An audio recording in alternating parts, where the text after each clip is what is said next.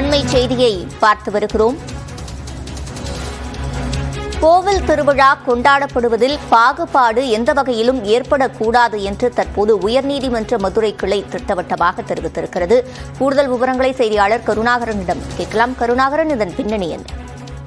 சிவரஞ்சனி, திண்டுக்கல் மாவட்டம் வேடச்சந்தூர் அருகே உள்ள வெள்ள பொம்மன்பட்டி கிராமத்தில் வருகிற 19ஆம் தேதி அங்குள்ள 4 அம்மன் கோவில் திருவிழா நடைபெற உள்ளது.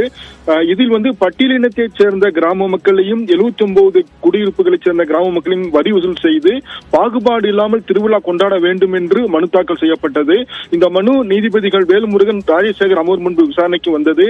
அப்பொழுது அரசு தரப்பில் இன்று தாசில்தார் தலைமையில் அமைதி பேச்சுவார்த்தை நடைபெற்றது. அப்பொழுது அனைத்து தரப்பினரும் பங்கேற்றனர். எந்தவித பாகுபாடும் இல்லாமல் அனைத்து தரப்பினரிடம் வரி வசூல் செய்து கொண்டாடப்படும் என முடிவு எடுக்கப்பட்டுள்ளது என்று பதில் மனு தாக்கல் செய்யப்பட்டது.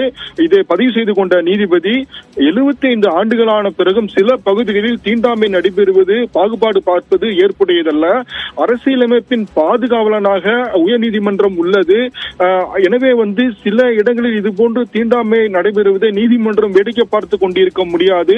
ஒரு மனிதன் மற்றொரு சக மனிதனை பாகுபாடு பார்ப்பது ஏற்புடையதல்ல, தீண்டாமையை நியாயப்படுத்தக் கூடாது என்று கருத்து தெரிவித்த நீதிபதிகள் இந்த திருவிழாவில் அனைத்து சமுதாய மக்களும் பாகுபாடு இல்லாமல் பங்கேற்பதை வருவாய்த்துறையினரும் போலீசாரும் உறுதி செய்ய வேண்டும், எந்தவித சட்டம் ஒழுங்கு பிரச்சனை ஏற்படாமல் பார்த்துக் கொள்ள வேண்டும் என்று உத்தரவிட்டனர். சிவரஞ்சனி, விவரங்களை வழங்கியமைக்கு நன்றி கருணாகரன்.